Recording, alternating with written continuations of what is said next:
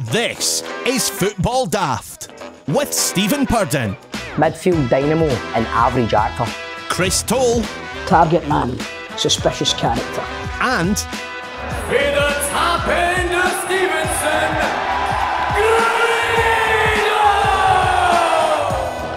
Welcome to Football Daft, the daftest Scottish football podcast around. I'm Stephen Purden, and let's welcome the team. A full team this week, because here we welcome back a man who returns after being out for 2 weeks because he was filming Two Doors Down, and the last time I seen him he was wearing a pair of bootcut jeans. He was looking bang tidy. It is Alan. Is this the first time we've all been together for a wee while, is it no? Aye, I'd say about 5 weeks, 6 weeks. Wow, man. I know. It's pretty nuts, but anyway. What's been happening, man? You alright? How's been getting on? Mate, do you know something? I'm not going to lie. It's been smooth as a baby's arse show recently. It's been really good, man. Seriously? As much as we don't like each other, we're like a well-oiled machine, aren't we, son? Aye, battered right through it, man, honestly. And you've not heard this, right? Let's welcome Chris Toll, the man who has completed a song for Big Ange. Take it away, Toll. Right, I'm going to tell you this now. I found out yesterday that his name's actually Angelos. It's not Angelo. So it kind of ruins the song, but I'm going for it anyway. You ready? Right, great, here it go. Right. Angelo Postecoglou. He's a Aussie coaching genius. He's been sent here to redeem us, scoring loads of goals for a coach nobody knows. You ready? Can you hear that? Can you hear that coming for the stands, lads? What is it? Is it a parody or another song? Aye, it's a Stone Roses. It's a Stone Roses. Oh, fuck. Made of stone. I don't know. There you funny, go. Man. That's good. It's beautiful. No, but you know what, boys? This feels good, man. It's a build up to the Euros, and we're all together. Know what I mean? Credo, I've missed you, mate. I've missed you too, man. It was good seeing you the other week at River City and that, man, wasn't It was good until old Jim the extra came in and ruined the chat, man.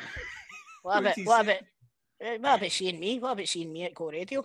Oh, aye, that was this week as well, wasn't it? I forgot. That was totally this week. The big man, right? Postecoglou, right?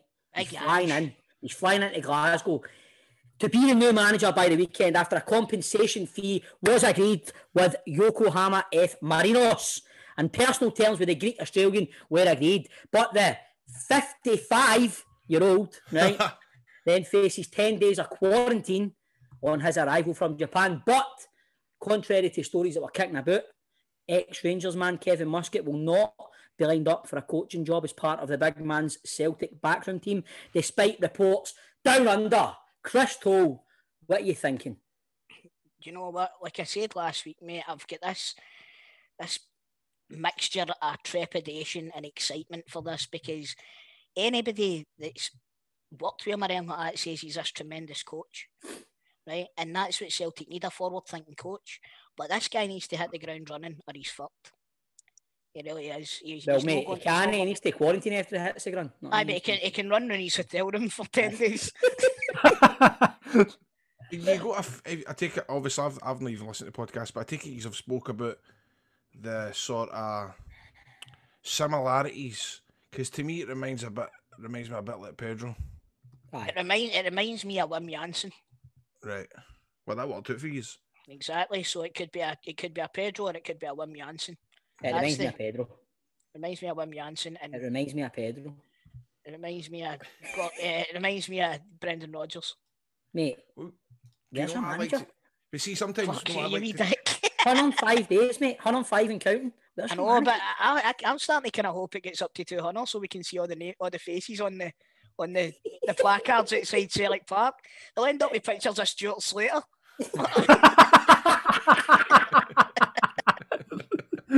Right, hold on. Grado's been out for 2 weeks. He's trying to talk. Let him talk. Grado. No, I just wanted to, because obviously, Bob was going to say that it reminds him of Toll, and Wim Jansen is what reminds him of Toll.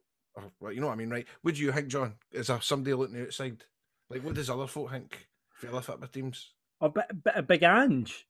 I mean, it could go. I mean, when it comes to managers, it could just go one way or the other. It could go the way of Ronnie Dyler or Pedro, or it could go the way of like Vim. Yeah, man. Ronnie Dyler won fucking 4 trophies. Against nobody. Aye, well, Ange will be playing against nobody, I know, won't he? Oh, there the guns are out, boys. But the thing was, I mean, Chris, there's such. I mean, he's coming at it. Vim Janssen had a rebuilding job to do, and he did it really well. Aye. And just got a massive job. And is he done that job before when he's had to come in and completely rebuild a club from the ground up? And I know you're going to jump on me and say, "Oh, you pay attention to Japanese football and all that," but he took over Marinos when they were at the bottom half of the league, the very bottom half of the league. They were shite. And the next season, after he had rebuilt with his players, they won the league. Japanese football, isn't it? Well, it's Scottish football we're talking about, Credo. Did they not finish fourth last season? No, it was the second season in that they... What other teams are in that league? Fucking... that team that got Grampus 8, are they still a team? Remember Gary Lineker played for them? And who was the team that Iniesta played for? They were probably alright. You tell us, mate. You're the big Japanese football fan. I'm not. I just read a bit about Angela. I know that's not his name. I'm just going to keep on calling him it so my song takes off. So along with the big man coming, right, having to quarantine, right? I know where's your camp based in Wales now? Your training camp? Is it in Wales? It's going to be in Wales, aye. Aye, so somebody that's not going to Wales is Edward, right? He's away. Right, is that done? I think. Well, there's rumours. I think it's a Boher away for being done. Right, 15 million I've heard. Jack Hendry as well, off 1.5 million transfer fee. Ostend, what are they called? Ostend. But that's a really interesting one because he's going to get. They're just basically they've got. They're just like flipping a house. Aye, exactly. Mm-hmm. And then, see, the thing is, a year ago he'd be like 1.5 million for Jack Henry. Geese it. You know what I mean? And now they're giving us the 1.5 million, and then they're turning around and punting them down south for 10. That's the way we need to start looking at doing some shit, I think. To be honest, mate, come on, yous have fucking done well at that recently. Early years, come on, yous have made a fortune in transfers. I just hope that they've kept a fair bit in the bank so that they can give this guy some money to spend. That's what I was going to get at, right? So you're not bringing Henry back. I think obviously the right sounding Ayer's going to be away, and Edward's going to be away. Laxalt is away back. You've got so many. So Elyounoussi is away. Duffy's away. Kenny's away. It is like John said. It's a massive, massive job he's got. It's a huge rebuild, and that's what I'm saying. Celtic fans need to realise that and give this guy a bit of time, because it's unless he has a proper journey, you know what I mean, and we're like 4th in the league or something coming up to Christmas. But told us nothing worse than that. See that whole... It's like when we went through it with Pedro and you're like, you had a couple of dodgy results and it's like the fan base is split. See, when you look at it as well, but Grado, Pedro signed quite a lot of decent players for Rangers, didn't he? I'm trying to think. Did he not sign Morelos? No. Well, there was Jonathan Johansson. It was Jonathan Johansson that really suggested him. He signed Graham Dorrans, didn't he? But then was that him? Was that him that signed? No, I think it was, mate, because they're not saying who was the Mexican guy that it was Pena and Pena on the right hand side that scored against us. Candeias. Aye. No, he was Portuguese. Is he Portuguese? But he signed him, didn't he? Caixinha was Caixinha did he sign Candeias? I don't know. I feel as if he was there before the Candeias was signed by Pedro, yeah. And it was Herrera, so there was a lot of dross there as well. But what I'm saying is, it's frustrating when you've got half your fan base is going, we've got to give him time, and the other side is giving it fucking, he's got to go. It's a horrible. See the thing is here, right? From the outside looking in, right, with Celtic, the whole fucking pursuit of Eddie Howe, right? Then they've went for this guy Ange, right? I think even if he does have a churning, as you say, and he's all at 4th at some point, he's going to get the time, because there's no way Celtic are going to replace him after 6-7 weeks, even if he's off 4th. Because if that was the case, you would have fucking suitors lined up everywhere to take the job. There's nobody there now. Well, that's the thing, Stephen. Like you're saying there, Celtic job seems to have some sort of fucking hoodoo over it now or something like that, because that used to be a job that folk would be clamouring for. But mate, I think again, right, flip it here the other way, right? All right, Gerrard did come to us, but he'd never managed anybody before, right? With Caixinha, Murty was in charge. I mean, look at Celtic now. If you're a manager, you need to have the minerals, man, the balls to go. Rangers have just stopped Celtic doing the 10. They're fucking 23 points ahead. They're fucking flying when they're playing in Europe. Do you want that job now?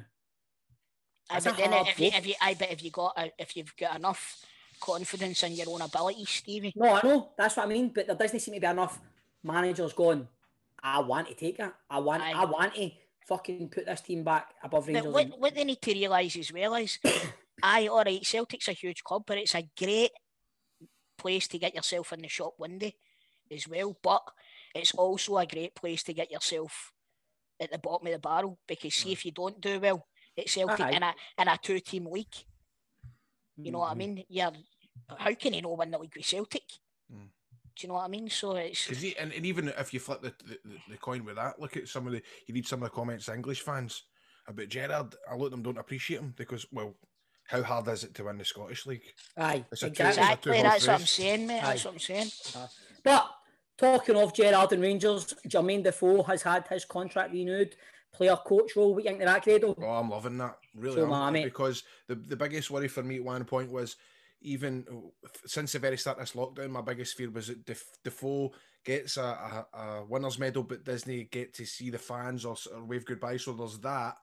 But just to have him run about the club, it doesn't need words for it, because you know how respected he is to have somebody of that stature at the club. It makes me so happy, mate.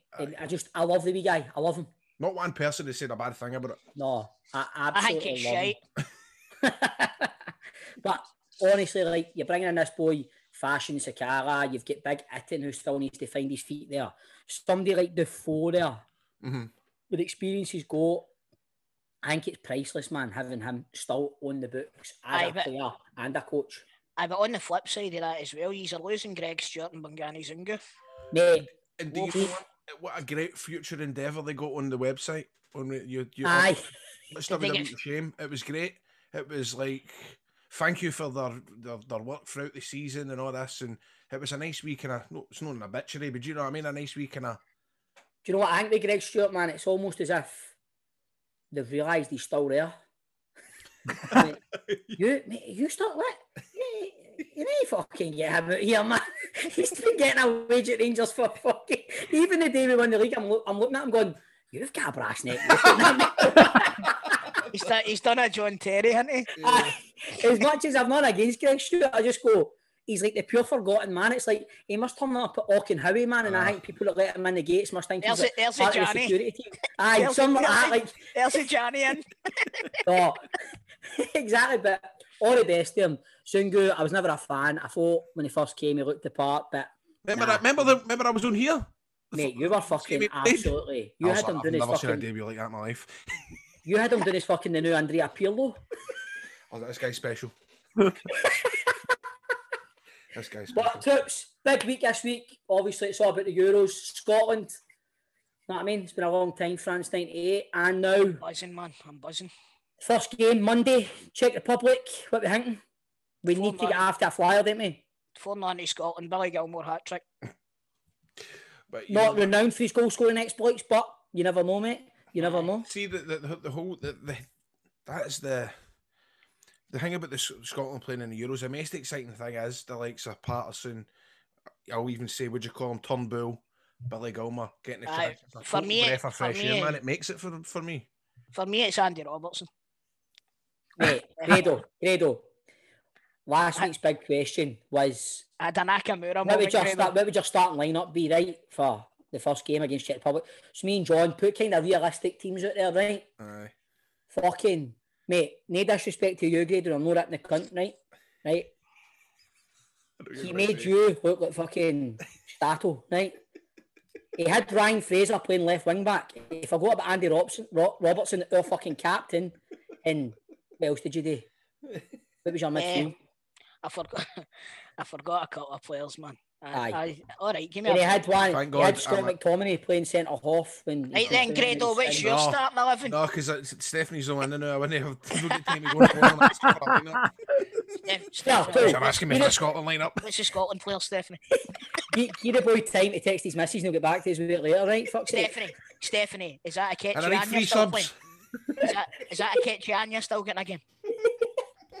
What? Right, honestly, right, I think this game on Monday is colossal. We need to get after a good start. Because We obviously, need to put a after that- marker down, don't we? We need to put Aye. a marker down. It's a must-win. Must-win. Aye, Right, 'cause here's the deal as well. See if we get after a flyer and we beat them, and Croatia beat England, we could potentially put England out. I know Aye, that's. that's I true. know that's. The thing is, right, you're playing England and Croatia the next 2 games after Czech Republic. Czech Republic are a decent side, but Croatia, one of the best teams in the world now.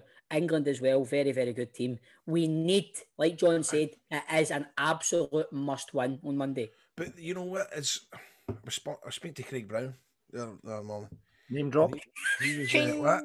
clank. And he was telling me, look, Redo, you drop something, I want to pick that Czech name up, man. Republic. I was talking to just after I got off the phone to Billy Gilmore, I was like, look, he told me that they're a big hardy team. They're not going to be any they're not a walkover. There's a boy in that team that plays for West Ham. They're all tall. Did you need Billy Gilmore and Craig Brown to tell you this? Did you not know this? I know, but I was just kind of going, you're right, mate. You're right, bang on. He is bang on. They've got in the So what you Czech think, Republic. Craig? I've Where got. the way you going with this, man? I don't know. It's just going to be. It's not going to be. You just wanted to throw in, you were talking to Craig Brown and you were Aye. on the phone to Billy Gilmore. Aye. But Senior, no, senior, remember, senior. aye. But so just remember that. So, Right, so Craig, okay, you're starting 11 for Monday. No, listen. Get it on Scotland Daft. I'm all right. You want to hear Grado's starting 11? You need to pay. Aye. Pay for the Right. Patreon. And if you want more Euro chat on our Patreon, we will be starting Scotland Daft, where you'll hear Grado's 1 to 11, and you'll hear more in-depth analysis from Grado as he was chatting to Craig Brown and Billy Gilmore the other day. So get that on Patreon, right? And talking of Scotland, on the opening today, we welcome a band who have written a song for the team. Me and Grado were in the video. Toll, I wish you were in it as well. But you were not. Oh well. There's a lot of folk upset about it. Yeah, Aye, there is a few you'll folk. be, Aye. you'll be glad that he's on the video, but I've heard the song and I don't give a fuck. I'm not on Aye. the video. And also there is details on a Football Daft special on the way also. Plus on the big question, what is your favourite Scotland moment? And we welcome a man who won 3 caps for the national team and one of the most naturally talented footballers the country has produced in the last 40 years. It is Hibs legend Derek Reardon.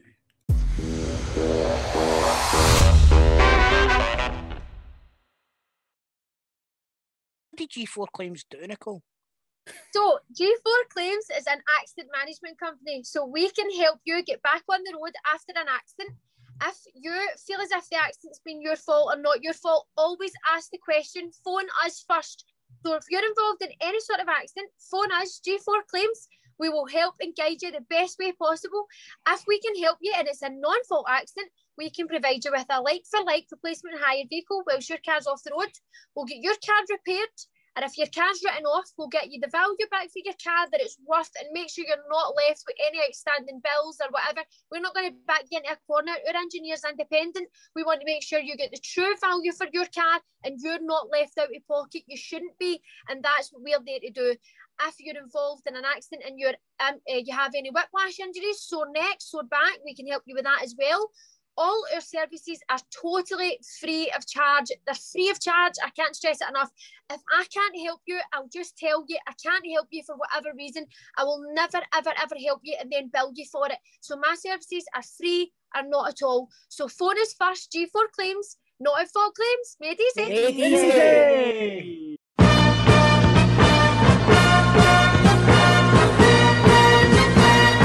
It's the Football Daft open line, the open line where anything goes. Can Scotland beat the Czech Republic?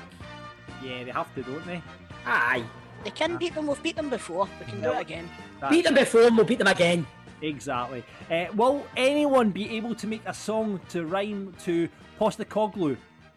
Crystal. You better believe Yeah, it, but brother. he changed the name of Big Ange to Angelou as opposed to Angelos, so that's Aye, fine. you need to go back to the old drawing board there, too. And can you ever make Hoosh rice without it like being shite.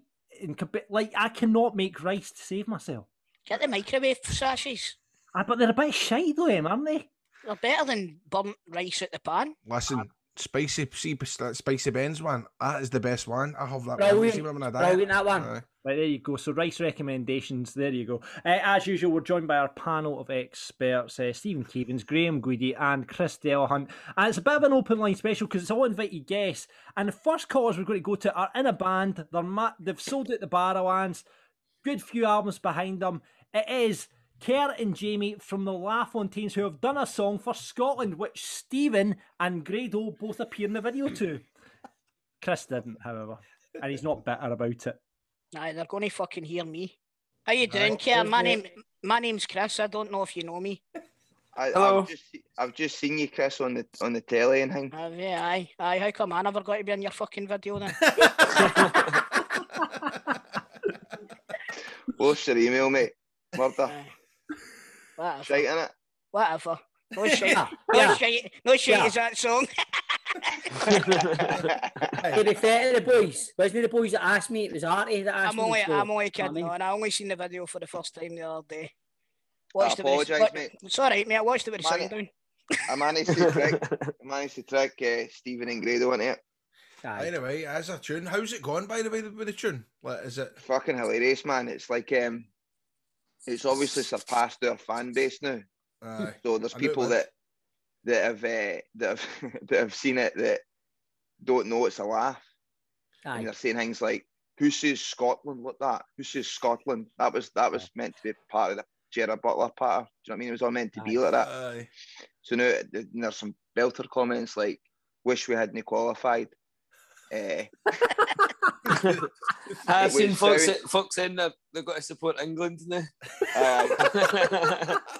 That's the thing, but there's so many people that obviously you're a bunch of mates, you're in a band, it's a laugh. I know. I know, but listen, it's been fucking hilarious.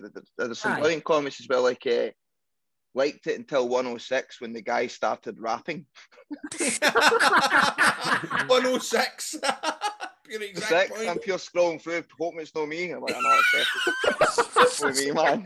Well, I come in at 107, so get up, you. You know what I mean? See, the thing is that the first football song that's in the rap section since World in Motion?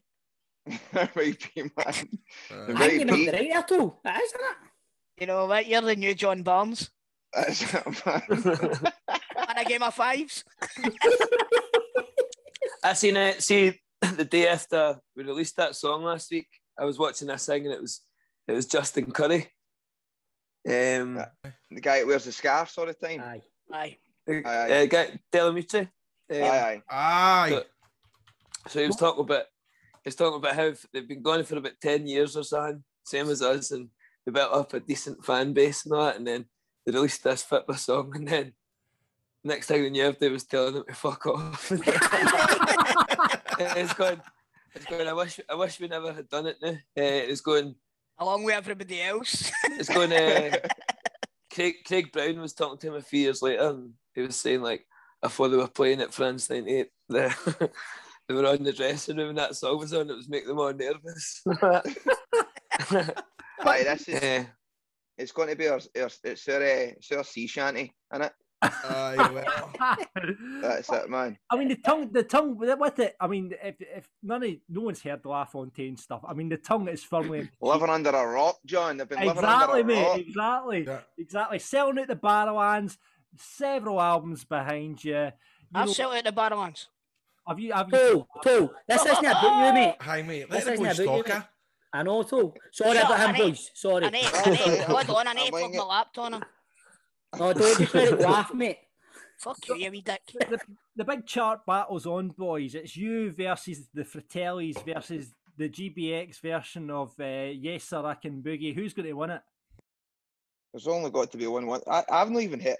I never knew until the day when somebody said in an interview there was the Fratellis done one, and there was we've not done research. It's not been like a, it wasn't a conceited effort. It was sort of like we started the podcast at the start of the lockdown just to stay in touch, sort of thing, and then we watched the game what everybody else did and went on full of the old full of the emotion and just wrote it live on the podcast. It wasn't meant to be like a thing. We just thought what everyone will be asking for tomorrow will be us to write the national anthem. Done it. And as you can hear, the song is chock full of emotion. Absolutely. Chock full. We've got the key words in it as well. We've got words like goals, Scotland, Tartan Army, got the jingly guitar, the kick drum. What made it like? I mean, it's like a case study of how to write a Scottish anthem. Yeah, but the big question is, see when you start playing gigs and that again, he's going to play it. I know he's. Well, no, for a fact, it'll be you're shite. Play Bonnie Scotland. Aye. I know. Right. Next. I see if Play anybody again. comes to see us and then they hear, I don't know, maybe what our set would be like, and then it's just going, what I the want fuck your is next this? gig. The next gig, I want you to play it, and I want me and Grado to come on whilst they're playing it, then keep you up. He's with a real boy. I'll sit in With the a real crowd. boy. I'll sit in the crowd, lads. Oh, Right? Toll, you weren't in the video, mate. It's just me and Grado. That's why Anyway, that's why I said I'll sit in the crowd, you wee I dick. know, but you don't need to be there, mate. It's not a day with you, mate. Sorry, boys, you're so aggressive, man. Take a drink, Tola. Listen, I'm not allowed to buy a ticket to go and see my favourite band. Fuck's sake. Your favourite band? We're fucking slagging him a minute ago as soon as he came on. The Fratellis. This reminds me when Jerry McCullough was in charge of the phone in Clyde, man. He was always getting angry with the callers and all that. That's cool, man. Listen, we're used to it at the game. We're used at the gig. We're used at the gig. I had fucking Jerry Toll there, man. Chris McCullough. Fucking hell. Poor Jerry. Left without a name. Anyway, so what do you reckon then, lads? Is it going to go to number one? Well, you can't buy it. So there's no possible way it could. What's the point in bringing a song out that you can't buy? Just so you can get loads of fucking twat and you're slagging. So, what do you reckon then, lads? Think you're going to get a big slagging on Twitter? Get it released. Make yourself a few shekels, man. There's too much grief with the writers. So the writers, the guys that actually wrote it, they're dead. So you have to get clearance from the heirs. What, back Which of we that? managed. No, Aye, the so guy- back guy- it no.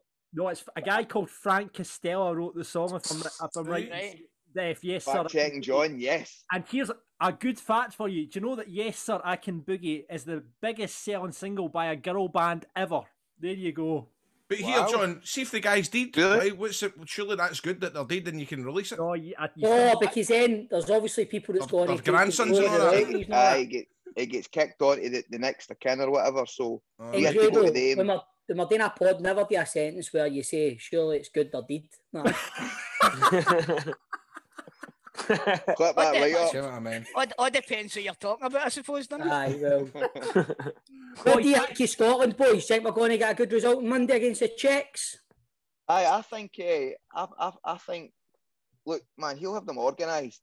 Steve Clark. I think if we get, I think we can get out the group, and then who knows the run you get. Do you know what I mean? Aye. And I'm not saying we're going to win the tournament, but I think we'll be better than we'll give ourselves hope for. And we've got so much class, young talent. It's the best squad they've had for how long? Aye. You know what I mean? Agree, I agree. Long time, with you. mate. What do you Long think, time. Jamie? I just can't fucking wait to it happening. I've deliberately no working in it so that I can just watch the football. I don't like really know that much about football. I love like international competitions though. You know what? That's what we're saying. See, when it's like Scotland qualify for something like this, it brings people in that wouldn't normally sit and watch football as well. You know what I mean? Grado. Well, see, Grado. we've just released a song about football, so I thought, fuck, I better start. What the fuck it is? I've just got myself a new set of football clubs. I know. I've got my shin guards on now. Boys, thanks very much for coming on Football Daft. And listen, go and check out all the LaFontaine's back catalogue stuff. They've got loads of albums out there, brilliant tunes. And I'll just give you the football. The football song's just a taster, boys, isn't it? Absolutely. Wait. Hopefully, it kind of leads on to other things, and we can write themes for other sporting events. Like, I don't know. Yeah, Wimbledon. fucking Wimbledon. The Kabaddi World Cup. Exactly. Yeah, you could make one for Wimbledon, man. Get Andy Murray in it, mate. Know what I mean? Absolutely. Keep a fake tennis ball up. Get Toll in this one, man. Aye, can I be in this one? Jamie, thank you so much for coming on, and best luck with all the streams. And John, how come we're getting hunted? I was up for a real good blether. What did he say? Did he say you were getting a follower? No, John texted saying, Sure. "Can I get you on for a couple of hours?" No, it's just nice seeing you, so nice to meet you. Nice to meet you, Chris. Stephen, I know I've just noticed you online and stuff like that, but I'm a big fan of your work. Cheers, mate. Man. Right back at you, mate. Good seeing you, Strips. Good Thanks seeing very you. much, lads. All the best. All the best. Cheers, All the best. Take care. Boys. Take Cheers, care. guys. Yeah. Best of luck. Bye-bye. Yeah, boys. So, moving on from the LaFontaines, I'm going to get someone else on the open line this week from the Clyde One Breakfast Show. I work with her every day. It's Cassie, who has been doing a bit of a Euro special. Her dad was the old Scotland kit man. Now, she's done a sit-down interview with Craig Brown, Archie Knox, Colin Hendry and her dad that's going to be available on the Football Daft podcast platforms, and you'll also be able to check it out on YouTube. So she's coming on to talk to us about it and the banter. Let's welcome to Football Daft, Cassie. How you doing, pal? Good, I'm good. How are you? Not bad, not bad. I didn't know your favourite was that Kitman I've been watching on the documentaries. Aye, the guy with the white hair. Aye. Cass, you've done an interview with some Scotland legends. Tell us all about it. So the idea came about because I thought, well, I'm just going to abuse this for all it's worth. The Euros are coming up soon. I phoned my dad and I said, I think it'd be quite good to get you back together with the backroom staff.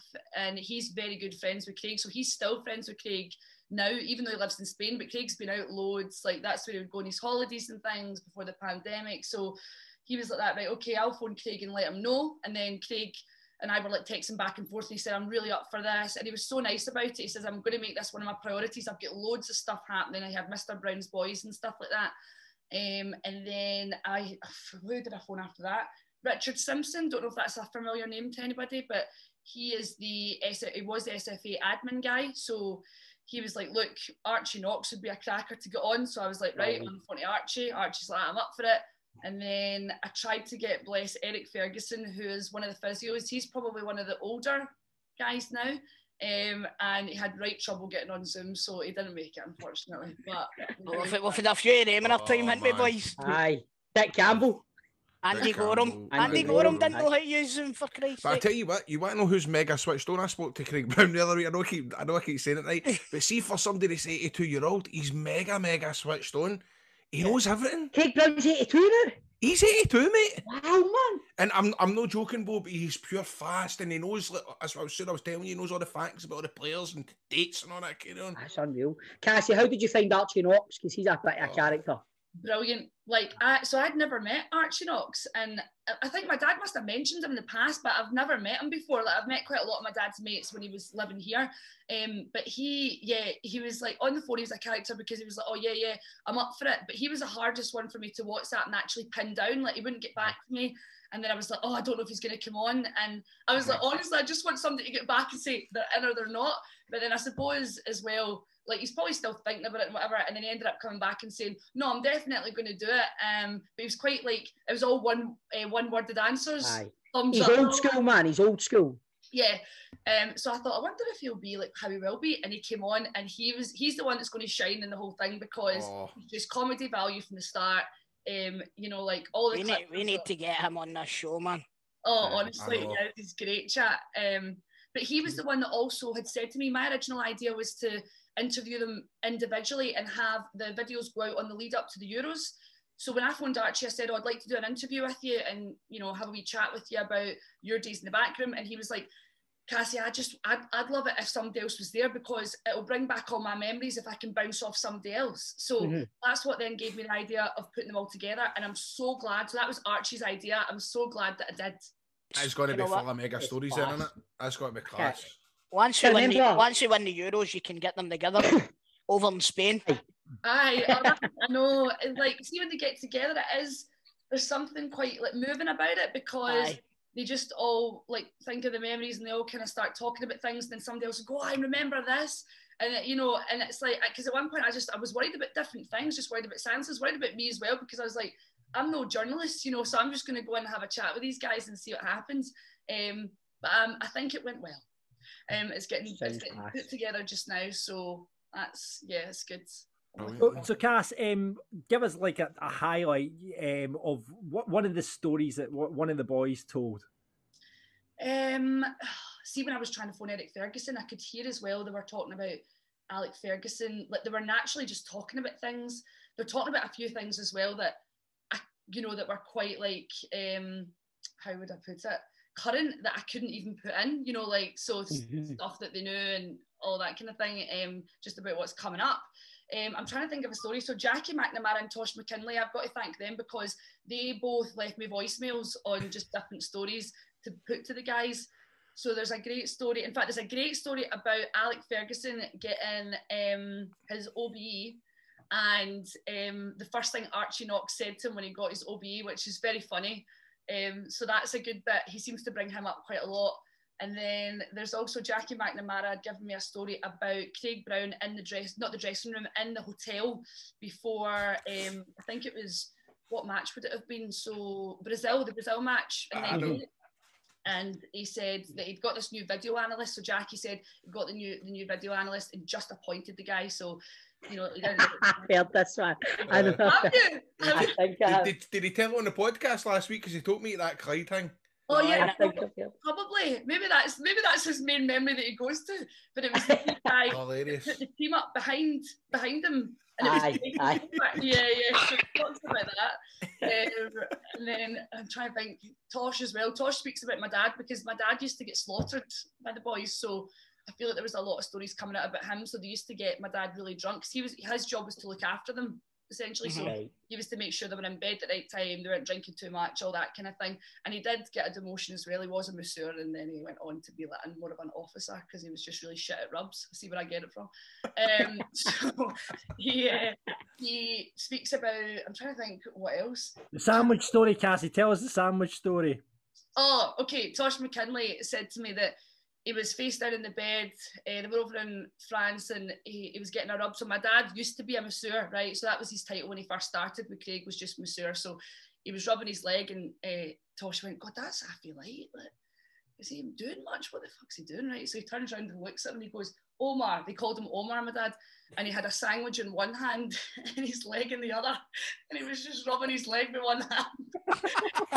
He's like, what the fuck are you doing? And he goes, I've not had my dinner yet. And he's like, so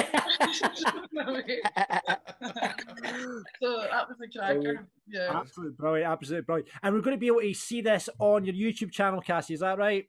Yeah, so I'm going to put it up on YouTube. This is the plan.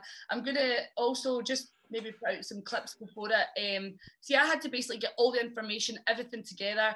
I had to kind of edit it myself, most of it, and I've sent it over now to like a videographer person. They're going to put it all, you know, because I can't do that stuff. The bonus thing for the Football Daft listeners is going to be available on our podcast channel as well. So you'll be able to hear it on here. You'll be able to watch the visual version on Cassie's YouTube channel and look out for her tweets. You can get her at CassG on Twitter. When's it out? Did you say Sunday? No. Between I went Friday and Sunday, so I wish I had a date. Honestly, I do. I'm like need to get it up before Monday. Before the I know. Scotland game. Tell me about it. I know that's the thing. So I didn't want to put it out over the weekend in case it got a bit lost. But I'll keep everybody up to date on my Twitter anyway. So. Keep your eyes peeled. It's coming soon. I see. Be honest, does it really need to be before? Because it's going to be. Yeah, it's going to be all week, innit? But it's going to be all week. All this stuff, innit? You're right. That, so. Maybe even better in the lead up to the England game. Aye. Yeah. Oh yeah, I suppose because I've had Mr. Brown's Boys and there was like a lot of love for that on Twitter. So, but I did, yeah. A few people have said, you know, like the more people are saying, inject the content into my veins. They want all so I'll stick it up anyway, and then you know you can watch it if you like. Exactly. Well, Cassie, thank you so much for coming on the show, and we look forward to seeing and hearing what you call it. So if it turns out to be 30 minutes, 40 minutes, 50 minutes, it'll be whatever minutes in Bruni's back room. So it'll be our Brune's back room. So if it's like 40 minutes, be 40 minutes in Broon's back room. I'm hoping that it's going to definitely be longer than half an hour. But there was so much stuff. They just kept talking and talking. And then Craig had to drop off because he was going to go and do some telly stuff. So He had to go for a sleep. I mean, I have a special guest. I don't know did you know that we have someone else. We don't just have Archie, Craig, and my dad. We've got somebody else that's going to drop in.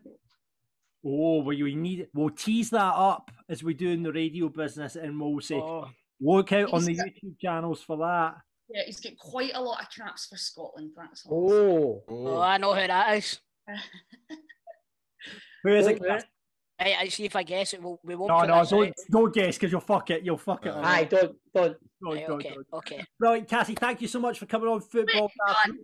Say congratulations to Grado, please. Oh, thanks very much, Cassie. Thank you, pal. That's nice. Thank you. I'm buzzing. John showed me the gender reveal video as well, and John, you're not meant to show folk. That's embarrassing. Cassie, you would have seen it all if you followed them on Twitter. Shut up. No, because I went to look you up and I went, but I don't follow her. So why don't we have our hands across the radio divide here? Grado, you follow Cassie. Cassie follow Grado. And Grado doesn't want to see my shit. No, I do. Right. Guys, just follow each other. Aye. I'm looking forward to this documentary, I must admit.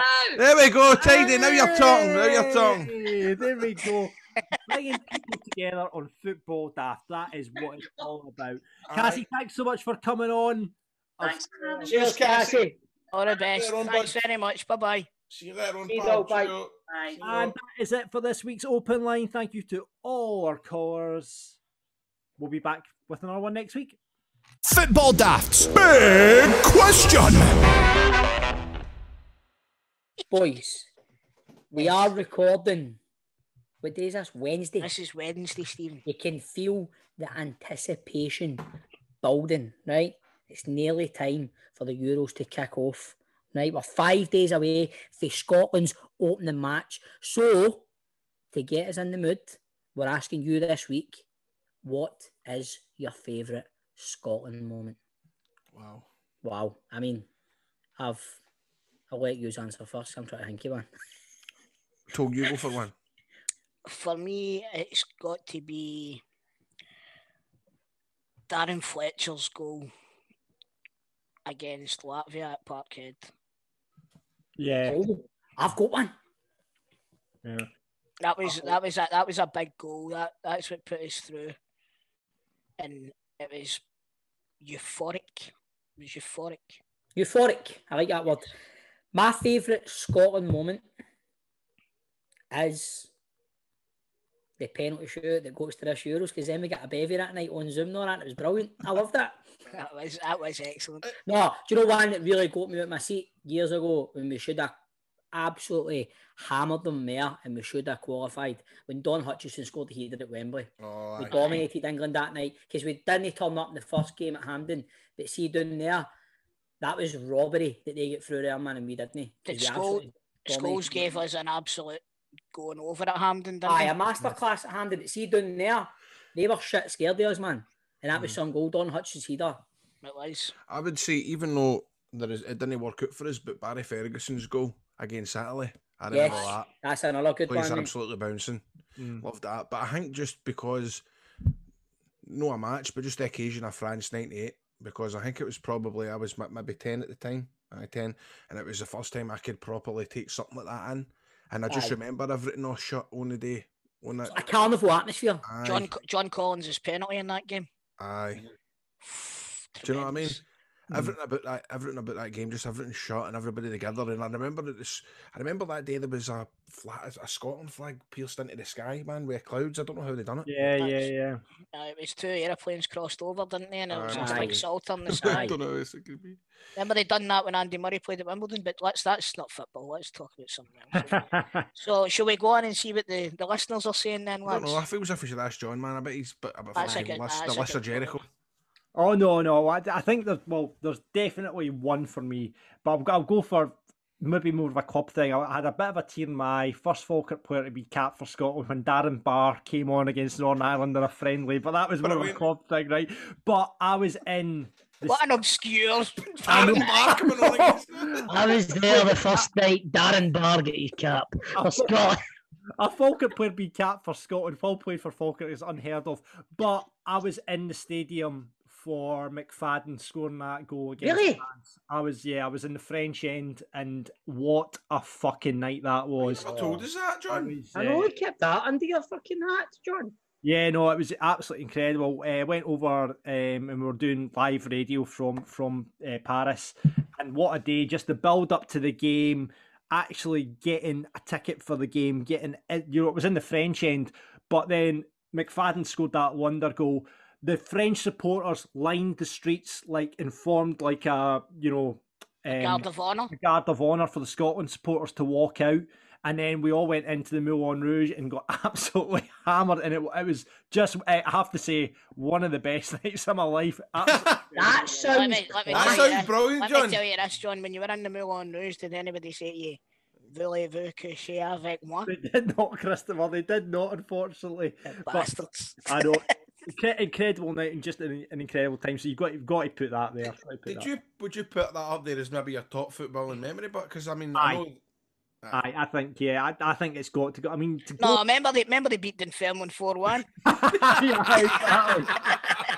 Exactly that, but it's definitely it goes down as one of the greatest days of my life. I'll be honest with you. And probably right. Sorry, just to clarify, the birth of my children and my wedding day go above that, right? Heard that. Aye. Well, let's see what Roberto has got in touch. He says, same as you, John. James McFadden's goal in Paris really thought we'd have went on and got out of the group that had Italy and France in it, beat France home and away, yet still could not progress in the group. Very Scotland.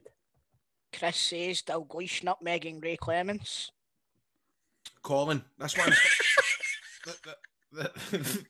that's why Super Ali's goal against Switzerland. I remember that Euro 96. Euro 96, that was some goal. Was it not that game, but that we went out and all? Aye, because Holland scored against England. Aye, they were getting. It was like it was like a 4-goal swing had to happen, and England pumped. We're winning 4-0. It was Patrick Kluivert that scored. Patrick Kluivert got a goal to come back. We only needed one more goal, or Holland not to score that goal, and we would have went through. Yep. And the Coist missed about 3 sitters before that goal. No, Gary McAllister missed a couple and all. Remember. Rob has got in touch saying, being at Hampden when Lee Griffiths pinged in that second free kick, absolute pandemonium in the stands. Lost my wallet and my train ticket back to London, but didn't give a fuck. Worst moment as a Scotland fan came about 5 minutes after when England equalised. Stephen says Marshall's save. That'll be a lot of folks, won't it? That's a penalty shootout he's talking about, obviously. But like you say, Stevie, that probably will go down as one of the greatest of all time. And do you know something else when I think of that night? And I mentioned that it's like it was slap bang in the middle of a fucking global pandemic. I mean, everybody was. I'm not being cheesy or corny, right? Some listeners will say I am, but it did give you something to smile about. We needed it. It did. We needed that. We needed spirits lifted, and the national team lifted them, and some. Do you know what? We've always been that used to them. Giving us something to greet about, giving something to smile about. And I think it was because of that goal and injury time or not, it just was like the wind totally. We thought that was so Scotland going, you're on the edge of your seat. Just see this out. They equalise. We never do things the easy way. You know what I mean? It's always a hard way. But it made it even more, as Chris said, I'm going to use the word again, euphoric. Beautiful. Martin, he says, Caldwell's goal at Hampden, 17-18 year old. I thought he meant fucking 2017-18, sorry. So did I, season 2, sorry, after that. So he's obviously went, Caldwell goal at Hampden, I was a 17 or 18 year old. Nothing better. We missed out Niles before that. Aye. Oh, sorry. You can read that goal. Niall says, McFadden screamer v Holland at Hampden. The first leg of the players, which we won the first leg 1-0. We'll not talk about the second leg, lads. No, the second leg didn't happen. And Ian has got in touch. Says JC's penalty versus Brazil and McCall's second versus Sweden. Colin's penalty was quite cool against Brazil, but wasn't it? Sweet. I remember Stuart McCall's goal against Sweden. Ian McCall's fucking signing a Tiffany all day. Do you know what I remember? I remember I was walking from my house with my mum to my auntie's house, and I was trying to get there quick enough so that I could catch the rest of the football, and I never seen the goal. I just heard the full street cheer Aye. Like it was every house in the street cheering when they scored that goal against Sweden, man. Then I'm running up the stairs to try and catch the highlights after it, man. See memories like that. You don't get memories like that anymore, don't you? I'm a pure fucking. Well, no for you recently, but Aye, no for you. We've been making memories all season. Anyway, Alan has got in touch and says, felt proud walking home at lunchtime in high school to watch us play Brazil in a World Cup opener in 98, but Hampden in 2007 v Ukraine was unreal. Got into the stadium just in time for the anthems. After a few cans, just sat down and Miller put us ahead. Place was rocking, just about to sit down again, and McCulloch scored. Away we went again, ended up about 6 rows down, played a very good Ukraine team off the park that day and won 3-1. Atmosphere had Hampden bouncing.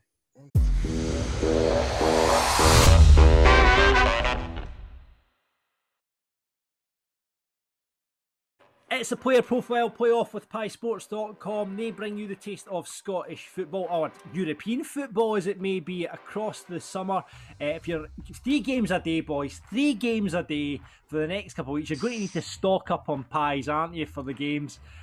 So, listen, you can get European well, you can't get European flavours, but you get nice curry pies. Oh, you can macaroni. That's Italian. That's Italian. Italian, so there you go.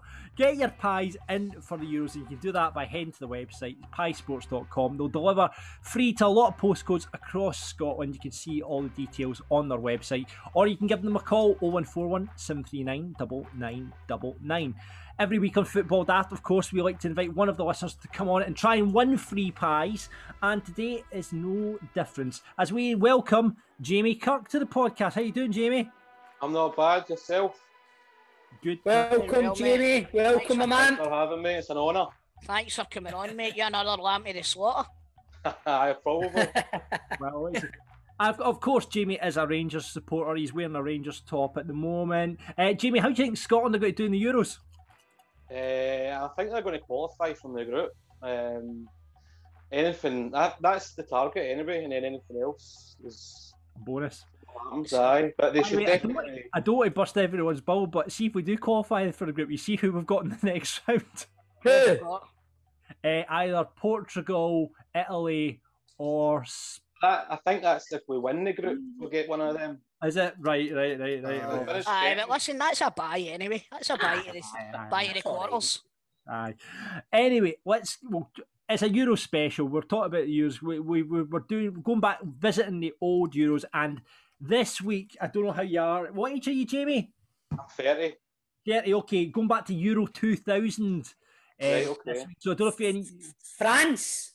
That way, Spain. Belgium. It was Belgium and Holland. No, I'm saying France won it, but didn't they? They did win it, Stephen. Because they won the World Cup in 98, then fucking David Trezeguet with the fucking golden goal. That was the fella. So I need to remember that name. I know, me too. They beat Italy in the final with fucking golden goal. I remember it well. I was boozing in a wee bowling club that day. There you go. Right, so it's Euro 2000. It was what took place in Belgium and Holland, and we're going to draw out a name for you to play, Jamie. Who do you fancy playing? Anyone but Toll. He seems to be the leader. Anyone but Toll. It's coming out. ABT. Right. Okay. It is Grado. Hey! Grado's reaction, a big close up to that, man. Fuck off. Stevie. Right. Come on. Right. Oh. Okay. You ready? This could take a while. Here we go. You're right. That's what I'm thinking, Jamie. Right. Remember, we need the buzzers, John. What's your buzzer going to be? Spain. Pies, and you're going for what, Grado? Spain, right, okay. Here we go. I've only got, by the way, boys, I've only got 4 players here today because I thought these were quite easy, so fingers crossed. Hurry up. Here we go. Right, first player out. This Real Madrid winger scored against Portugal in the opening game as his team were beaten 3-2 by Portugal. This was to be his final tournament for England as he won 37 caps. Come on, you. For England? Oh, hey, Spain. McManaman. McManaman. Oh, we both said that there, didn't we? So, right, we'll call that a draw.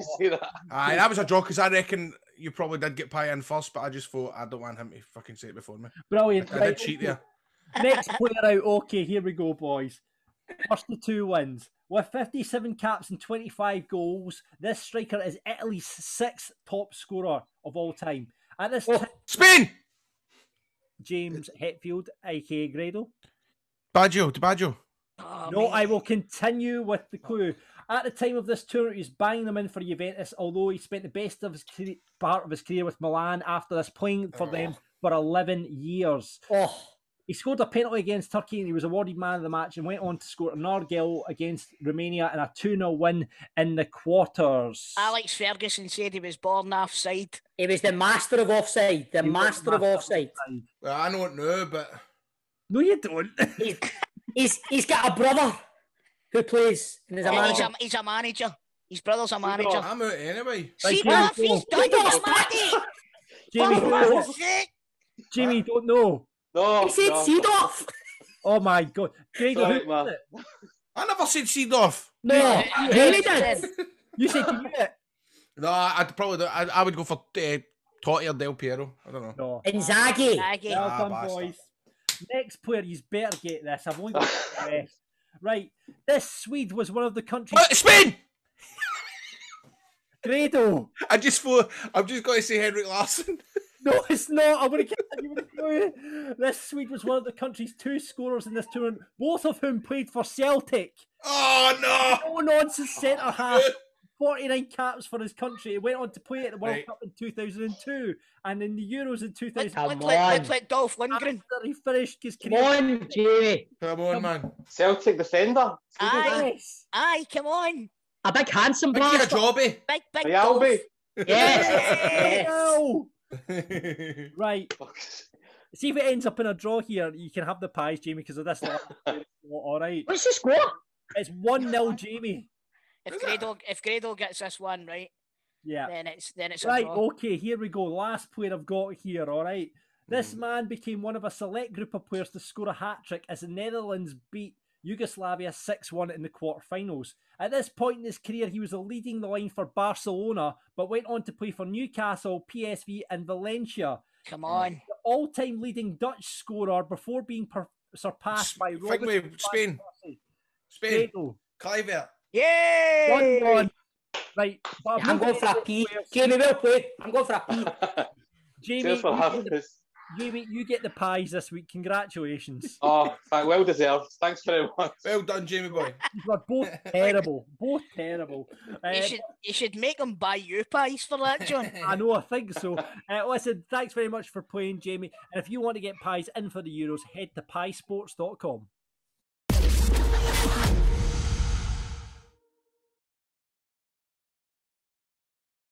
Father's Day is just around the corner, and nothing says, I love you, Dad, more than a world-class trimmer for his boys. You heard that right? The Lawnmower 3.0 from Manscaped is the best body hair trimmer on the market. Manscaped offers you a precision-engineered tools for your family jewels. And you can get 20% off and free shipping with the code DAFT at manscaped.com. Now, how are we keeping on top of our boys these days, Troops? Have we been using our lawnmowers? Actually, I used them the other day. Successfully. I used them the other day. Let's see. Let's see. Oh, here's a favour. Don't be using it tonight, mate. I'm getting in about my hoop tonight, mate. Oh my God. You get a hairy hoop tool? Aye, mate, it's horrendous. It looks like a tarantula escaping a cave. I'm going to use mine on Friday. I'm going to have a wee... someone getting lucky this weekend? It's usually a Thursday gets his all, but aye. I know, but I've got a wee night out. He's got a funeral on Saturday. He's got a funeral. He's delaying it to Friday, man. Yeah, that's good to know, man. I'm on top of my game. Before I went to 2 doors down, I went on a diet for a couple of weeks. Just before it, I got my hair cut, and I used Manscaped on my boys. I like to go into a new project with kind of a clean... Fresh boys. Fresh boys, innit? You know what they say? New project, shave your boys. The new project, shave your boys. Manscaped is the only men's brand dedicated to below-the-waist grooming. And they've just launched a performance package, and it's a perfect gift for your dad this upcoming Father's Day. Imagine surprising your old dad with the ultimate men's hygiene package. that says your balls will thank you on the box. How nice is that going to be? Have you ever seen a nose bush sticking out of your dad's nose? Well, included in this new package is the Weed Whacker.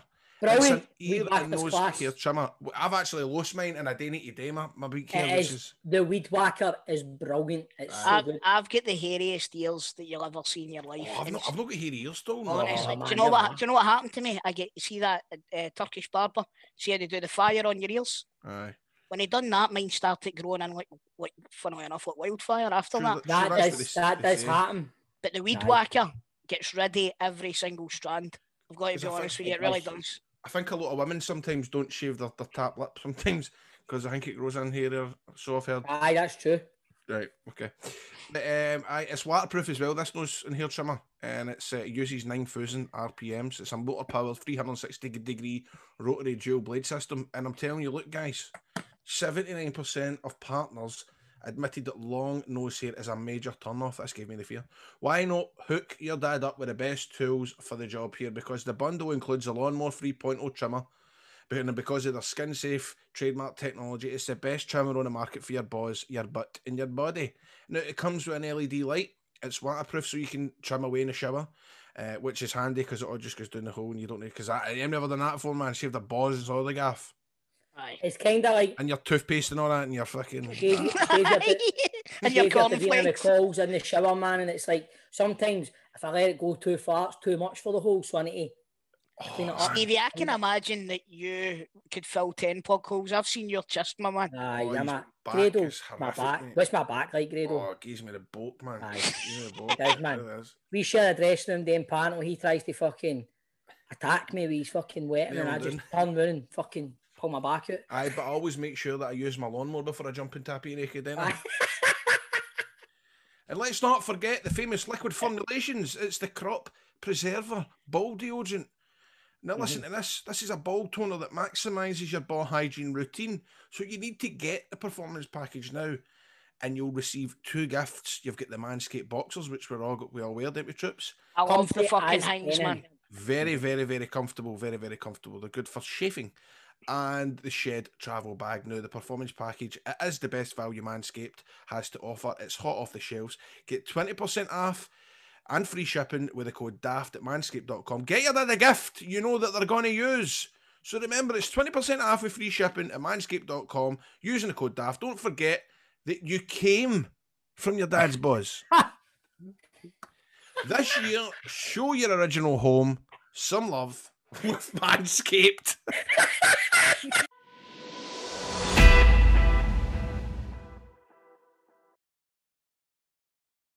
Now, ladies and gentlemen, let's welcome to Football Daft one of the most talented players of his generation. With over 250 appearances and over 100 goals for Hibs, 3 Scotland caps and a spell at Celtic, the man lit up many a ground with his skill. It's none other than Derek Riordan. How you doing, Derek? Thanks for coming on.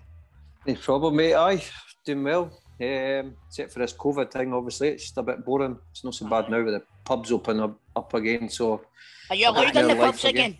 Are you allowed in the pubs now? Aye. I'm allowed in pubs. It's nightclubs I'm not allowed in. So I'm it's alright. Nightclubs, right? Yeah, we all grow out of the nightclubs, don't we? Too old for that now. Anyway, I didn't want in anyway. I never wanted in either back in the day when I used to get to know. So, Derek, let's start with Scotland right away, man. What you think? You buzzing for the Euros coming up? Aye. As I say, I was just looking for the old retro tops here for. I'm going down on Wednesday, obviously, for the match. So, looking forward to it.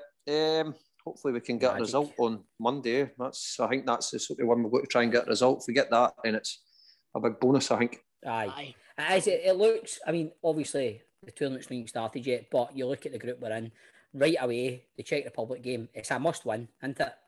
Aye, I think that's the one we've got to try and go for, if I'm being honest. If we get that, then it gives us a bit hope going into the next 2 games. Obviously, it would be a really hard game against England, obviously, because if they've turned it on, they've got the firepower in their team, to be honest.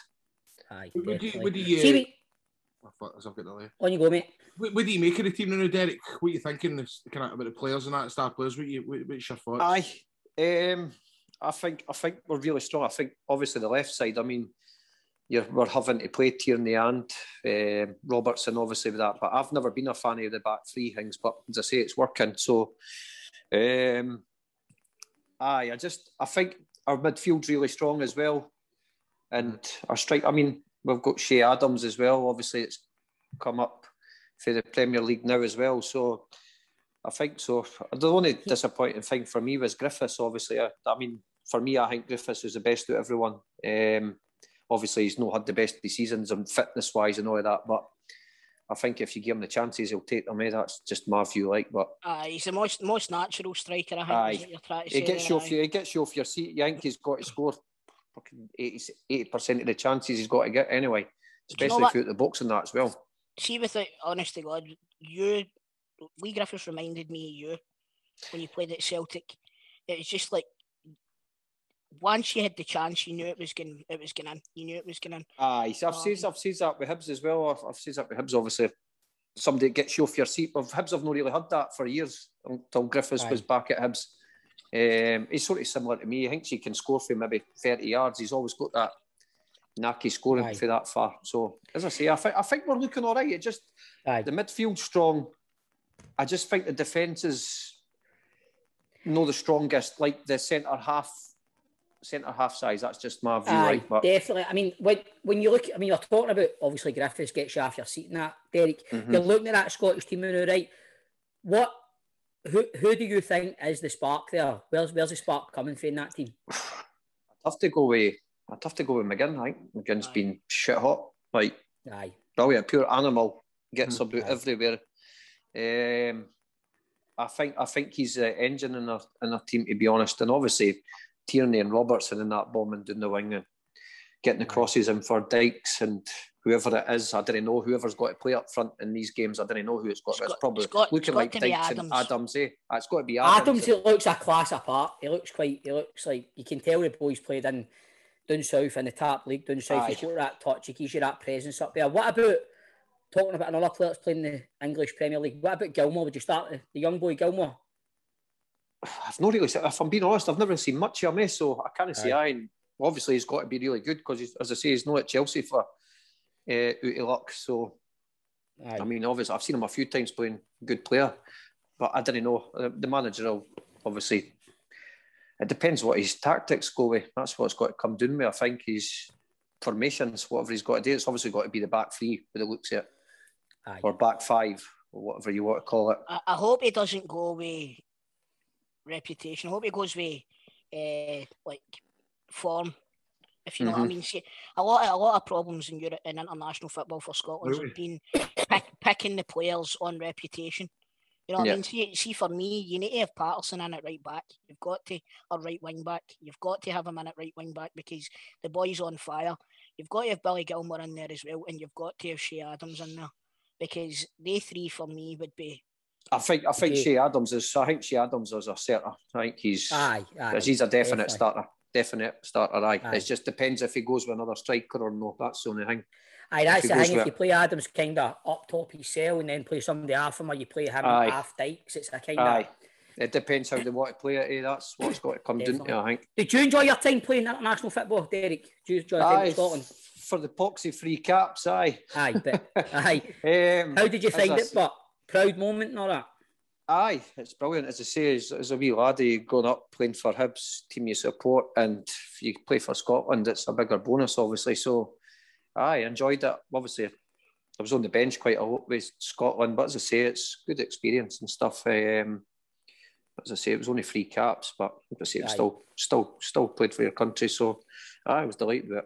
Who was the Scotland manager that you played on? Walter Smith. I was in the squad all the time with Walter Smith, but as I say, it was always Kenny Miller was always the number 9. We always played with one up front, which Kenny always done really well because it suited them. Turboing about everywhere, just running about. So, I mean, that's not my type of game. That running about everywhere up 9.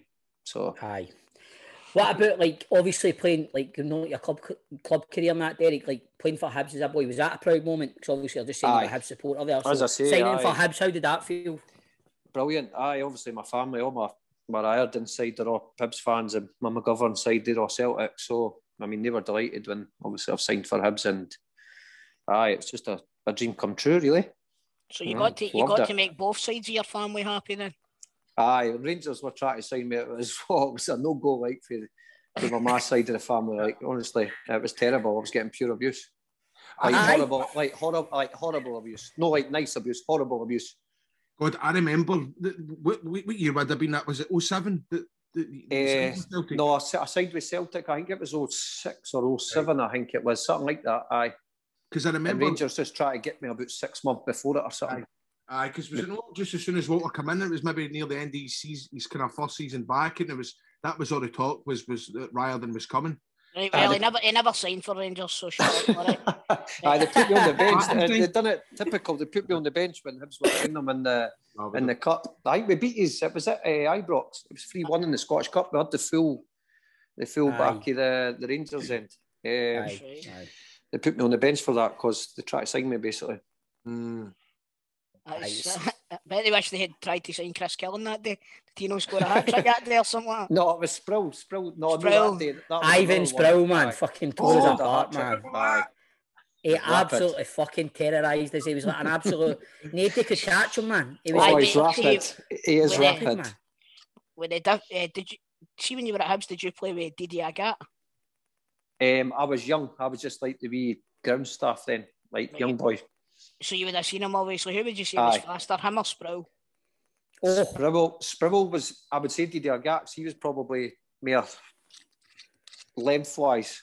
Like Ivan Sproul was... After the mark, I think Sproul would have tandem, but Agathe would have caught him. After about 20 yards. He was knackered after about 20 yards. But he was rapid off the mark. Like. He was fast, man. He was fast as fuck.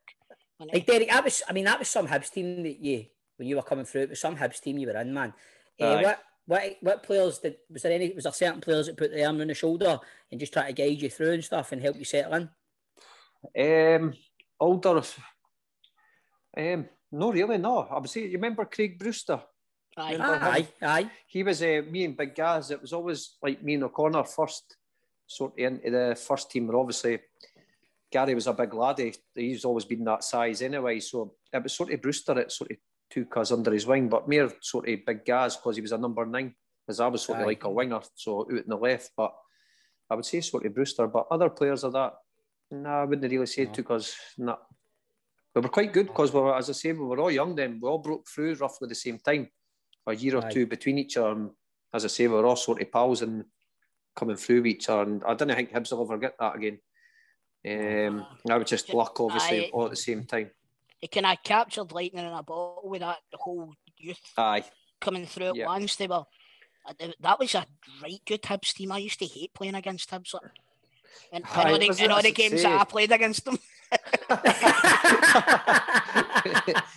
That was you'll not get that again. That was sort of luck. So, but great players in our team. Obviously, you had Tomo, you had Bruni, Whitaker, Caldwell, Wee Shieldsy, Ivan, Boozerlin and all of that. Honestly, it was brilliant. David Murphy left back as well. He was shit hot. That's right. He was a great player, man. He went down to Birmingham, didn't he? I think Celtic tried to get him as well. I'm sure Celtic tried to take him, but we did try to sign him because that was when we couldn't get a left back for love nor money. Remember?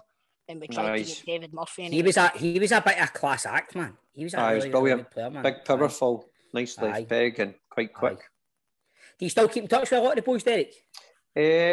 No, really. Only like my sort of pal coming through at football was Big Gaz. He played with me boys club level, so Big Gary. I get odd texts with Bruni or Tomo.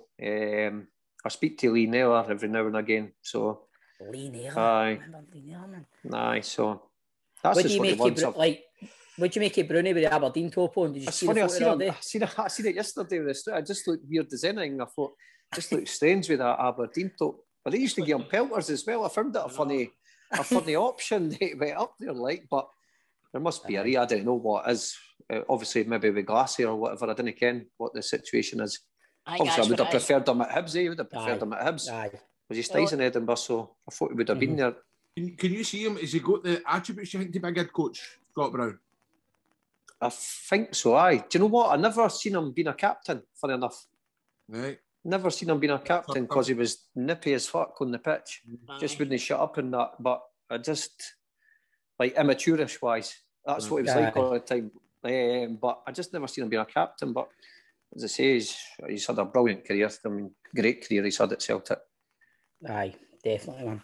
So, Derek, is it true you made your debut for Hibs in the Edinburgh Derby? I think it was, aye. Aye, at Tynecastle, that's right. So's it was, aye. That's who it was. Aye. So what's your favourite memories for the games? Probably scoring. Aye. Used to love scoring against Hearts. I get absolute dogs abuse. A lot of my pals are Hearts fans, funny enough. So, aye, I love playing Edinburgh Derby, especially at Tynecastle. I preferred it at Tynecastle than at Easter Road, to be honest. I love Tynecastle. So Nah, it's brilliant atmosphere. It's dead compact and that, so that's brilliant. Aye, because the stands are just, it's like you're right. It's right on you, like, aye, it is. Aye. Definitely, man. Like you look back, it was like Tam McManus, Ian Murray, Stephen Whittaker, Gary O'Connor, like Ori Boyce was the dressing room. He's just fearless in that dressing room. Just think he can beat anybody. Aye, I think it just because we were young. I think sort of no care, if you know what I mean. And obviously we're all young and fit. And we had a good couple of older players that obviously kept us on our toes. I mean, I always looked up to like Big Rob Jones and stuff like that, Gary Smith, the older one, Stephen Glass, and that. You've got to have a bit of respect for the older ones. Like Rob Jones, we had him on the show as well, didn't we? Aye, we did have Rob Jones on the show.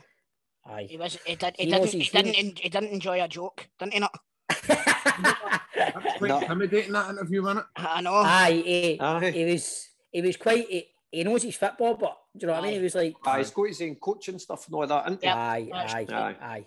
Take it straight. Why They all take it serious, but you can tell he's like, you can tell he doesn't put up with much shit. I'm sure he was a policeman or something. I'm sure he was something to do. I'm sure he was something to do along the lines with that. That wasn't surprise. That explains it, Derek. That explains it. Yeah.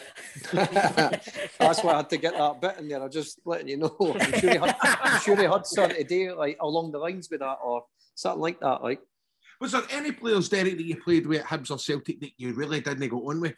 That it was like you get loads. Aye, you get. There's always one. I mean, no matter where you go, there's always some dick. There is. There is. There's always. No matter where you go, there is always somebody. I mean, you get big time Charlies and just. You'll get that. You'll get that anywhere. But I'm not going to grass anyone, so nah. Don't worry about it. Don't worry about it. We wouldn't ask you for any names and that. No. In that case. I mean, was there any managers you never got on with? Speaking of managers, like, how do you think it didn't work out with Frank Sosey at Hibs, Derek? I didn't think he got enough time, if I'm being honest. I didn't think he lasted long, like, compared to other managers, obviously, but I didn't know the reason behind it, because what a player he was, by the way, when I was young. Class. I got to see him and wee Russell at training. So we went, Gary, it was wee Alec McLeish was the manager then. We were obviously training with the first team, just young boys, but they two were absolutely frightening, like Russell and Sosey, ridiculous. It's two of the best players to ever play in Scotland, I would say. They were brilliant, like they were really. I would agree with that, Tol, definitely, man. How many guests have we had on this show that just wax lyrical about Russell Appleby? Oh, it's crazy. He was brilliant. All that, and it comes up all the time, doesn't it? Aye, and it doesn't matter. It doesn't matter what club we've played with as well. We've had Falkirk, we've had Hibs, we've had Rangers, and anybody for any club that's played with him always says he's the laziest bastard in the world, but what a footballer. It was a wee party, like. So listen, your time at Celtic came to an end, and was it you wanted to go back to Hibs? Did you just want to go back? No, I wasn't playing. And obviously I'm only young. I mean, I think I was only about 25-ish, maybe. Mm-hmm. I mean, obviously when you're doing really well, but obviously Hibs, you're scoring loads of goals and stuff. Then you go and you're not playing and stuff. It does. I mean, I'm not what to sit about on the bench and pick up money for just playing in reserves. It's no good for me, that. So you want to be out playing. I mean, I didn't get me wrong. I like playing with reserves and all that. I got on brilliant with everybody. Celtic was brilliant. Didn't get me wrong. I loved it. Fans were brilliant with me. Tol's just said your time at Celtic came to an end with me. You spoke about your time going to Celtic. You know what I mean? We're still at Hibs there, Tol. You know what I mean? But I didn't want to ask about your Celtic time just in case. That's fine. As I say with that, it just didn't bother. I really enjoyed it, obviously, but when you're not playing, it's no good for the brain anyway. Anyway, you're just sitting on the bench and rotting away. It's not for me. That asked to go to loan and all of that. Then eventually I got a chance to go back to Hibs, and I went back there. So aye. Do you know what? There's a lot of players could do with having that mentality now. You know what I mean? As I say, football. I think football's changed now. Football's totally changed now. From back when I was sort of that age, I would say. I mean, a lot stricter and all of that as well now. I think. I'm glad now. I think we just go out with the P tests when we were all coming out when you were drinking and stuff. So we used to get that. I mean, now everything. You've got to watch what you're doing with absolutely everything now. There's a lot of talk about one of the young Celtic boys just now, Armstrong Okoflex, and he was given the opportunity to go out on loan, and he refused it. He refused it. Do you know I didn't get that, because I'd like to just go out and try and prove the person wrong, if that makes sense. That you should be playing. Do you know what I mean? And so I preferred it. I mean, I remember I went out on loan to Cowdenbeath on the start. So obviously you want to play first team football, so I went on loan to them at 18 and only lasted 3 matches because I done well. Then I come back and that was me straight into the first team. Basically, that must have been a big step, but going to a foreign league to play for Cowdenbeath. Aye. So, but I enjoyed it though. That's what I'm saying. It was first team football, and as I say, it's better than playing in the reserves and stuff. So, definitely. See, like obviously you're talking earlier on about you love the Edinburgh derbies and stuff. Like, when you come through and sign for Celtic, did you feel the pressure went up a notch? Like, obviously coming to Celtic in Glasgow. Aye. Like, you've got the whole Old Firm and everything. It's like they call it the Goldfish Bowl. How did you sign for Celtic? I see it was mere pressure. I think you're under more pressure to win every week, if that makes sense, because, as I say, Celtic and Rangers are always expected to win the league every year. Yep. So I think you sort of notice that the fans getting on the players sort of back, or managers back anyway, towards the end of my time at Celtic, because they weren't doing well just before Strachan left. I mean, you could just hear a pin drop. Do you know what I mean? And it was that. It was getting to that stage. But I remember when we played Spartak Moscow in the Champions League qualifier to get through, basically the penalty shootout. I mean, the pressure with that penalty that you had to take was massive. Like, obviously, you didn't want to let anybody down, but lucky enough it went in. But what a pressure it is, like. But in the Celtic Rangers game, I sort of say I treated it the same as like a Hibs Hearts, I would say, aye. Aye. Mm-hmm. Sorry. It's like, obviously, you go back to Hibs and you're playing under Yogi. How was that, mate? Tell us about that, because what a guy he is, man. Yogi's Barry, as I say, some good pals with his nephew, so... Yogi's just down to earth guy. You would think he's just one of the guys that would just go and boot the ball at the park and that, but he's wanting the ball doing and playing, and I loved it there with him, because he's football. He got me back in the Scotland squads and all that when I went back to Hibs. I was doing really well, 20 goals a season again if you left midfield, and I managed to get back in the Scotland squad. But for me, it was really good. Kind of like it is, because when we played Ross County this season, after the game, it was one of the most refreshing interviews I heard. He says, obviously, I mean, I'm not just bigging up Rangers, I'm a Rangers fan, but he was saying the way Rangers played football today, that's the way football. That's the way I want. He does. He definitely knows his way to play football. In my eyes, like, and quite a lot of players will probably tell you that. Yankees just got to boot it up the park with his appearance and stuff, but he's ball on the deck and play it like. Aye.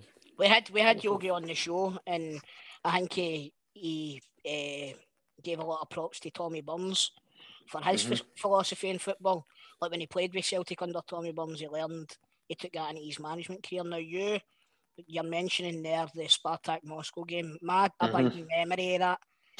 There's a pylon after it, and there's a picture of Tommy Burns flying through the air. And what was it like to be coached by Tommy? And obviously, Tommy was brilliant. To be honest, really nice guy. Got on really well with him. It's just obviously sad for what happened with him, but football wise and that, I understood everything. I mean, obviously, what a guy he was as well. So for me, Jamie Agai as well. Sad that happened to him. My favourite, man. My favourite. I mean, like, the football, obviously, like, unbelievable, do you know what I mean? Like, you were playing tall, wasn't it? It was outstanding. It really was. Outstanding. So, obviously, Derek, after, like, Hibs back in the second spell and stuff, is it Colin Calder, did he make you captain? Aye. How did you feel? How did you think that? What a mistake that was, eh? Sent off in the derby. Aye, brilliant. I What was felt that? so bad. Was it on Scatch or something? Aye, I felt so bad after I done it as well. I was thinking you shouldn't have given me that band before the start. Aye, I felt a lot everybody didn't like, but well, it happens in football, so. But after that, mate, China, what was China like? Terrible. Oh, it was terrible, honestly. Honestly, it was mental. I was starving. I'm not joking you. I come back. Do you know what? We had somebody on. Who was it we had on that played in China before? And they says they put soy sauce in everything. Was it soy sauce they put in everything? Who was it? I can't remember, man. I didn't care, but my chicken was basically like running about the table and that. Honestly, it was fucking disgusting. Disaster. Absolutely minging. I take you were on your I was on myself, aye. The boy Fabio Forlani used to play at Lazio, so he was about to go home. They basically sent a Serbian striker away that morning when I signed. So you're only allowed so many players, I think, to a club, like Westerners or whatever you call them. Right. So they sent him out, and basically I went in, and Fabio was about to go. He had enough of it, but I come in, obviously, he says, I'll stay with you, obviously, and he tried to get on with it. Obviously, I ended up staying next door to him. He just used to cook us a plain tomato pasta every night, swear to God, and it was... that was my best meal over there. It was terrible food, like, honestly. Mate, when you look back on your career, is that one of your biggest regrets maybe gone there? No, I wouldn't say so, no. No, I wouldn't say it was. But probably... A lot of people say, regret what you never done. To be fair, people would say with Celtic or that. People would say Celtic. I say, no, I didn't regret that. Why would I regret that? So, I mean, Celtic are a massive club. You know what I mean? Aye. So, as I say, some things didn't work out. That's just life. Aye. So, it's the same as anything. If you rob a bank, you either turn left or you turn right. It's whatever happens. Eh? Exactly, mate. Exactly. What's been, looking back, what's been the highlight of your career, mate? Probably winning the league with Celtics, obviously. You see, I've won the league with Celtic in the Cup and probably playing for Hibs. I mean, just a laddie for Pult and fucking getting playing for Hibs in Scotland and made a career out of it. So I can't grumble with that. Brilliant, so it's definitely not your man's tomato pasta then? Nah, definitely not that, no. Every week we put our guest knowledge to the test. We've got a leaderboard. David Martindale's top of the leaderboard with 16, right? In joint second, it's John Sutton, Chick Young, and Hamilton Scott Martin on 15. Well, I'm getting nowhere near that, mate. I'm getting nowhere near You don't know this. that? You don't know that, mate? Mark Wilson and Keith Lasley are third with 14. We've got Kevin Harper on 13, Rob Jones on 9, Yogi's on 6, and at the bottom it's a tie between Peter Lovenkrands, Derek Johnston, Craig Levine, and Mixu Patalainen, who are on 3. What are they on? 3? 3 quenchers. How many? As many as you can answer. As many as you can get in 90 seconds, mate. Oh, right. But you can't pass. You must give an answer, even if you don't know the answer. Right. You just need to give any answer, and you've got 90 seconds. Is it football? Aye, it's all football. They're all football, mate. Aye. Boys, I don't know about you, but it's really fucking annoying that John Disney put in that Barry Feastender's got 4. I don't know why you would leave that out. He does. I've been saying it. We've been saying it every week. Annoying, man. I think he's took it out this week, but Barry Feastenders was on as well, Derek. He get 4. Aye. That's a target. That's a target 4, right? Aye. I'm going to end up getting 1 here or something. Fucking Derek, see your reaction. It was brilliant to see every week. For some reason, Grado wants to talk about Barry Feastenders every week, and see your reaction. It was brilliant. Going, Barry get 4, and you're like, aye. Like Grado gets excited about Barry Feastenders. He's like fucking Stephen Merchant and extras. Right. Grado, you want to ask you questions? I told you what to ask him. I'll ask you questions if that's all right, Grado. Righty-ho. Because I've not got my mic, I feel it's... Right, okay. It's good. John, Ryan, have you got 90 seconds on the clock, my man? Ryan does, John doesn't. Go for it. Right, you ready? Your time starts now. Who did Scotland face on Sunday?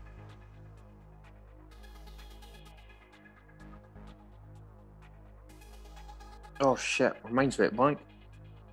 Just say anything. Fucking Israel. How many under 21 caps did you get? 6. Who has just been appointed manager at Kelty Hearts? Kevin Thompson. Who played Morton in the Championship playoff final? Airdrie. Before Billy Gilmour, who was the last Scottish player to win the European Cup? Paul Lambert. Which Scottish club? Fuck. You want to change your answer? Andy Robertson. Right, which Scottish club did Christopher Ayer go on loan to from Celtic? Morton. In what year did you go on loan at Cowdenbeath?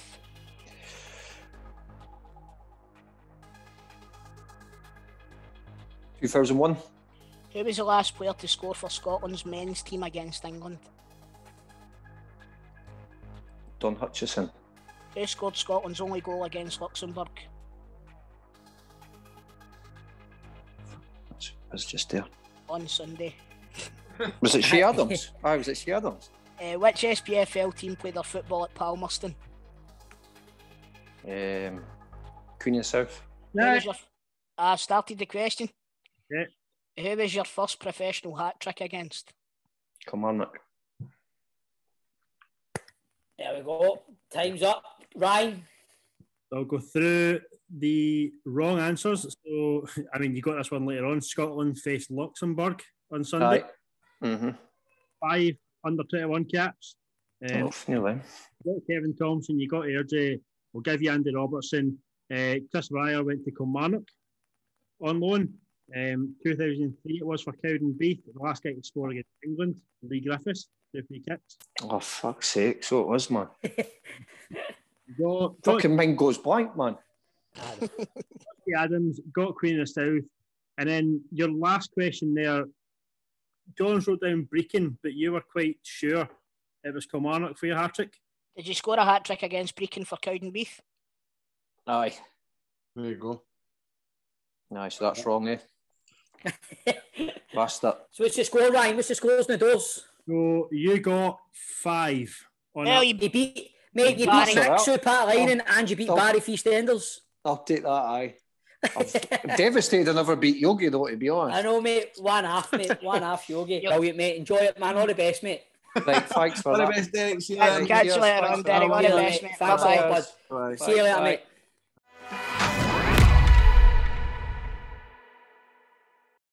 Right, Trips, that was your podcast today. Look, here's the script.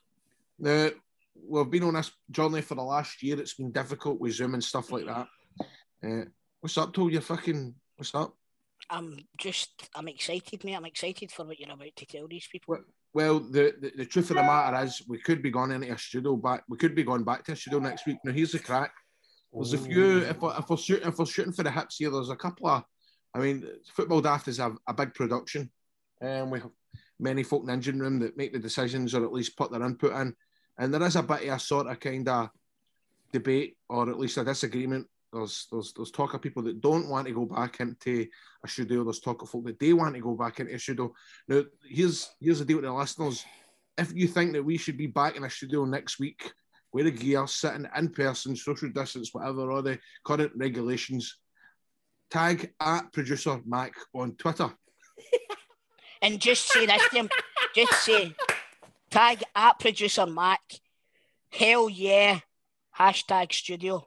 Yes. And hell yeah, studio. Hell yeah, # studio. Can we just say Producer Mac had to fuck off because Producer Ryan's here now and we're just not even mentioning Producer Ryan? Well, like I said on the chat, this is an empty. This would be cut. However, it's Ryan that's dealing with the edit tonight, so this will be kept in. John will be fuming, but he's going to be raging. But you know what? It's not about that. It's the technical aspects that John's talking about, lads. The technical aspects. You know that. The technical aspects. We just want to give our listeners the best product that we can possibly give him. And I going believe into the that, studio yes, yes, I agree with you, Stephen. I believe that if we're going to give these people a genuine back and forward between all of us three and John and Ryan from time to time, and our guests as well, we need to be face to face. We've come through the worst of the pandemic. We're now and basically about to go into level 0, everybody. You know what I mean? It's time. I want to fucking sit in a room we used to. I want to see his boys. I know. Well, in the flesh. Here's the deal. It would also, for example, let's really open the third eye, right? Or the third door, whatever you want to say.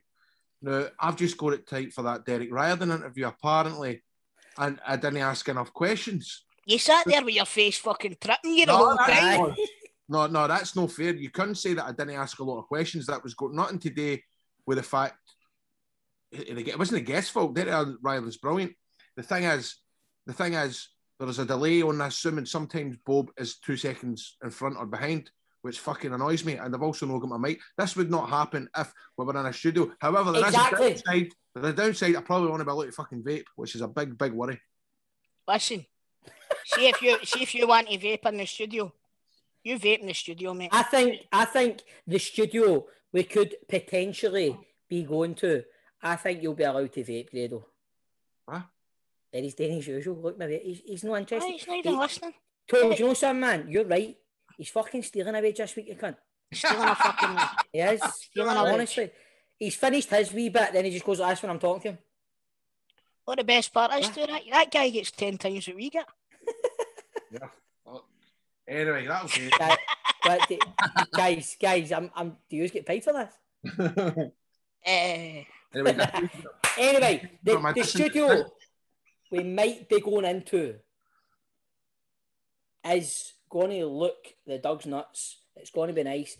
If we're not in next week, we might be in the following week. But I'm going to tell you now, I think this studio that we're getting into, we're going to be the best presented podcast that you'll be able to see, except for the other podcasts that use the same studio. Aye. Who's our podcast? Don't tell I think there's going to be a few in there. Don't tell Andy. See the amount of folk that replied to the message on Instagram? Aye. Jesus. There's going to be a few. Going to be struggling to get into the fucking hang of this rate. There's going to be a few, but there's not going to be any as good as yours. You know what I mean? No, definitely not. No. See if John needs something to get him into that studio. Next week, on the show, Chris tells a Big Brother story. Oh, good shout. Oh, that's a good shout, Ryan. That's a great shout, boy. And do you know what? Do you know what the best part is too? I know you've all listened to this show week in, week out. See, when I do tell a Big Brother story, it's going on Patreon. If you want to hear it, you've got to pay. You want to hear it? Pay me. Pay me, motherfuckers. No, I'm only joking. Boys, see, before we go, can I just give one shout out? He doesn't even listen, man. Of course you can. Just give one shout out, right? Do you remember Jordan Thompson that was on this show? The boy that was on Soccer AM that did the belly pass? Right. He done a job. He does many valets and stuff. He valets motors and stuff. But he done a job for somebody a few weeks ago. A woman called Rachel Kennedy, who has got 2 children, but she's currently battling cancer. It's terminal cancer she's got. So every day, Jordan is going to be running 5K. Oh. And he's got a GoFundMe page on his Twitter, and I think it's dynamite what the boy's doing. He doesn't know her. He's just done a job for her and just came away from it thinking, I want to do something to help this woman, right? Oh, so he is Jordan Thompson. It's at Tomo_12 on Twitter, where you'll find his GoFundMe page. And if you can donate in troops, what the boy's doing is amazing for a family that's obviously been fucking hot with something horrendous. But have a look, boys. Go in there, even if it's only £1, a £5, a £10, whatever, it all count, and it's all for a fucking amazing cause. Superb, Jordan, what you're doing, my man.